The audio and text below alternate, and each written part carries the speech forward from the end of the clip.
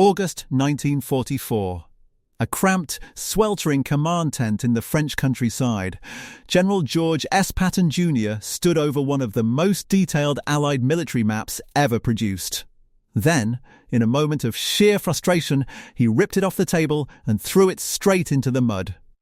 Because the map he trusted more was a civilian Michelin tourist map. To the absolute shock of his gathered staff officers, Patton reached into his uniform coat, pulled out a bright yellow, folded piece of paper, and slammed it onto the wooden table. It wasn't a classified reconnaissance chart flown in from London. It was a 1939 vacation guide.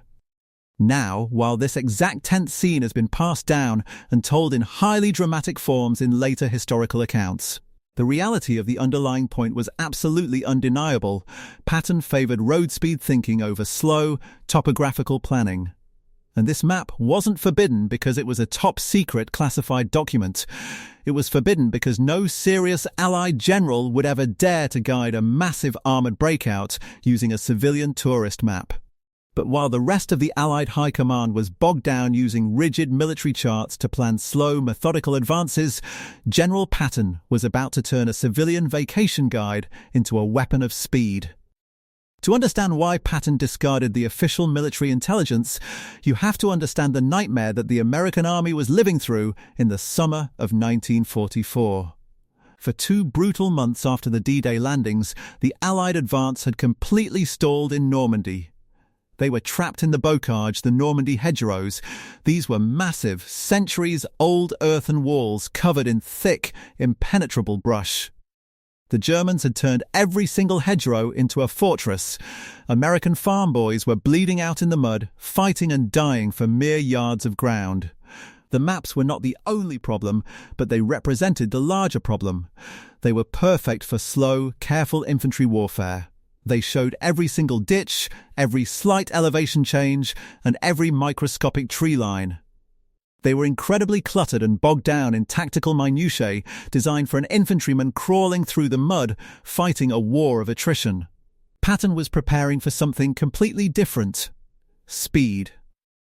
Patton didn't want to crawl, he wanted to drive. He quietly ordered his intelligence staff to collect every usable civilian roadmap they could find from liberated towns, gas stations, tourist offices, and abandoned archives.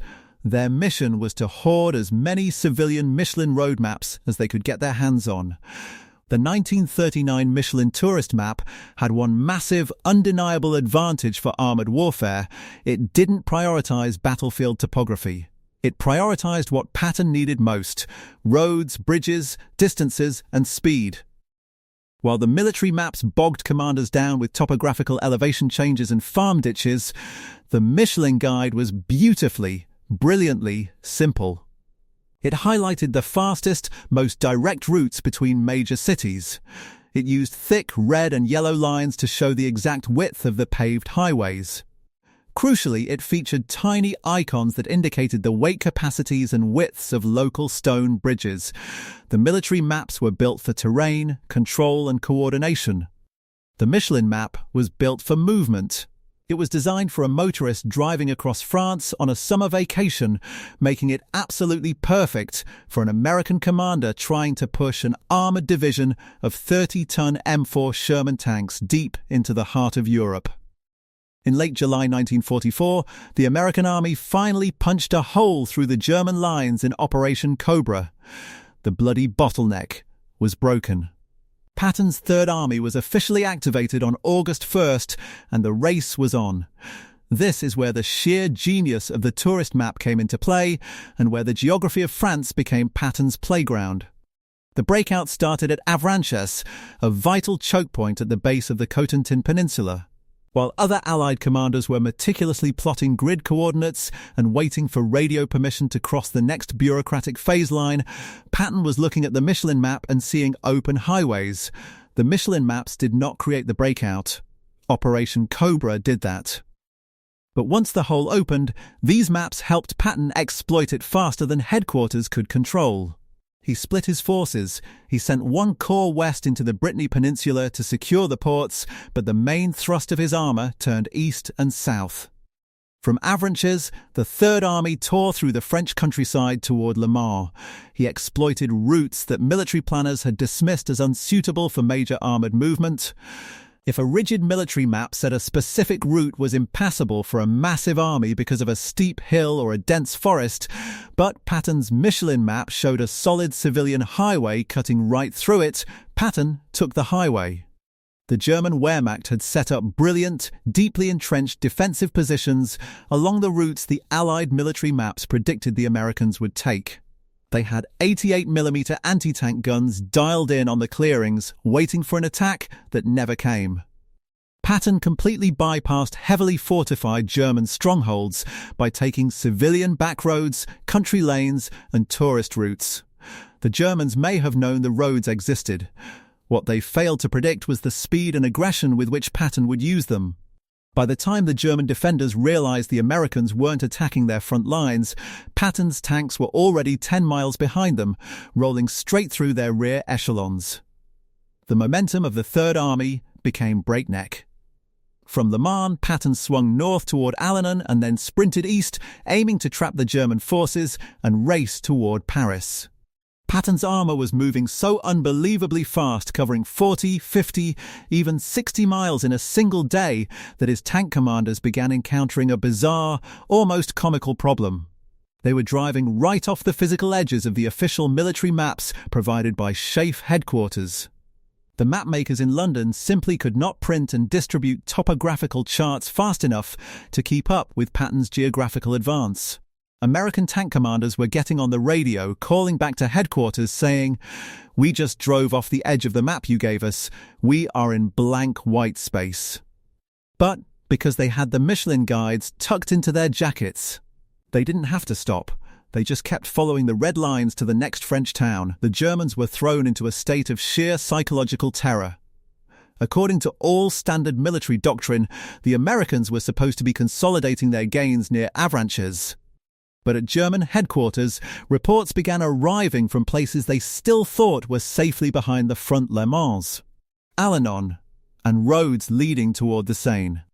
Patton was not just attacking the German front, he was attacking their timing, their communications, and their ability to react.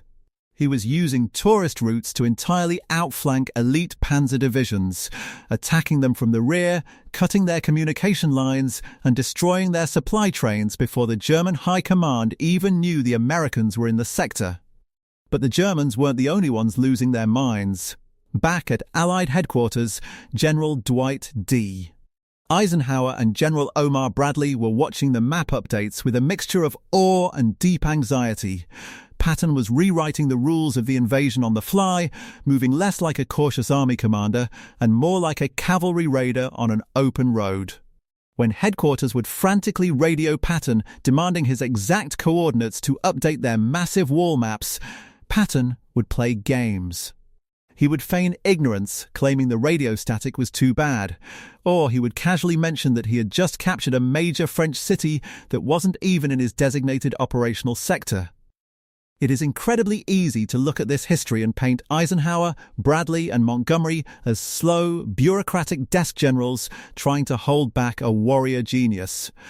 But that is an oversimplification that ignores the brutal reality of wartime logistics.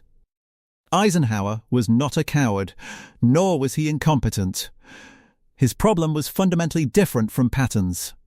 Eisenhower had to supply an entire Allied expeditionary force of millions of men. He had to protect massive, stretching flanks that Patton was leaving completely exposed.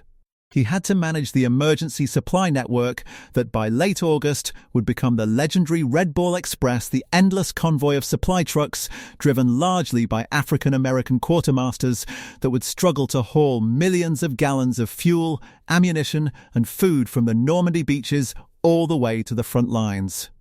Furthermore, Eisenhower had to manage a fragile political coalition, keeping British, American, and Free French forces unified. Patton was looking at speed. Eisenhower was looking at the system. If Patton pushed too far and overextended his lines, a coordinated German counterattack could slice behind the Third Army, cut them off from their fuel, and result in the greatest American military disaster of the war. Eisenhower had the terrifying responsibility of making sure that didn't happen. So here's the question: was Patton a genius for breaking the system, or reckless for risking the entire front? Comment below, then watch what happened when the fuel finally ran out. By late August 1944, the clash between Patton's speed and Eisenhower's system reached a critical breaking point. The Third Army was moving too fast. They were burning through forward fuel allocations faster than the Allied supply system could replace them. At the same time, British Field Marshal Montgomery was demanding that all available Allied fuel be diverted to his forces in the north for a major push toward Germany. Faced with a logistical nightmare and the need to maintain a unified front, Eisenhower prioritized the wider Allied front and reduced the fuel flowing to Patton. He wanted the Third Army to halt, consolidate its gains, and allow the supply lines to catch up. When the order came down that his fuel was being cut, Patton flew into a rage. He famously declared, "My men can eat their belts, but my tanks gotta have gas." He knew that if he stopped, the Germans would have time to dig in, reinforce, and build new defensive lines. If he stopped, American boys would have to bleed to break those lines all over again. But Patton didn't just sit back and accept the halt. He pushed the boundaries of military protocol to the absolute breaking point. The supply men of the Third Army began to quietly bend the official system. Third Army supply men began scrounging for fuel wherever they could find it captured stocks. Paperwork loopholes, emergency requisitions, and diverted trucks. They used every trick in the book, stretching their fuel reserves to the absolute limit, pulling out their yellow Michelin tourist maps, and squeezing out just a few more miles to keep the pressure on the retreating German forces. They refused to give the enemy a single moment to breathe. Conclusion: momentum as a weapon. The story of the forbidden Michelin map is more than just a quirky historical anecdote about navigation. It is a profound lesson in the realities of war. It is tempting to view this story as a simple narrative of a rebellious hero fighting against a slow, bloated bureaucracy. But the truth is far more complex and far more interesting. Patton's genius was not simply that he ignored the official military map. His genius was that he understood a fundamental truth of warfare. A simple map that matches the actual reality of the battle is infinitely more valuable than a perfect map that slows you down. He didn't care that a Michelin guide was meant for tourists buying baguettes and wine. He saw red lines that meant asphalt, and he knew asphalt meant speed. But we also have to recognize the immense burden carried by the high command. Eisenhower was doing exactly what a supreme commander must do. He was protecting the system. He was ensuring that the entire Allied force did not collapse under its own logistical weight, preventing a catastrophe that could have shattered the campaign. Eisenhower was saving the system, Patton was saving the momentum, and in August 1944, momentum became the deadliest weapon on the battlefield. So tell us, was Patton a genius, or was he one fuel shortage away from disaster? Let us know in the comments. Make sure to hit that subscribe button for more untold, unfiltered stories of military history, and we will see you in the next one.